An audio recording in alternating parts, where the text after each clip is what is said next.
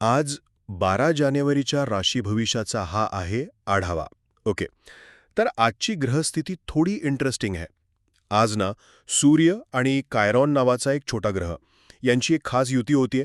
आणि यामुळे होतं काय की बऱ्याच राशींना स्वतःच्या क्षमतेबद्दल थोडी शंका किंवा असुरक्षितता वाटू शकते.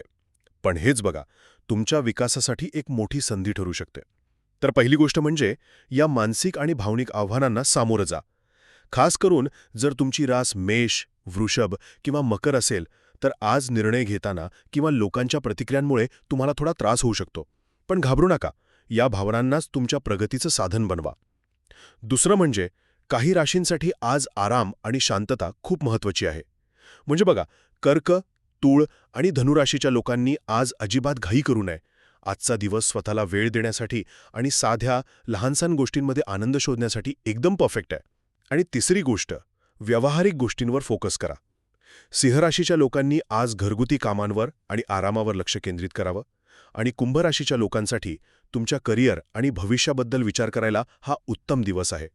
फक्त एक गोष्ट लक्षात ठेवा, महत्त्वाच्या चर्चा आज टाळलेल्याच बऱ्या.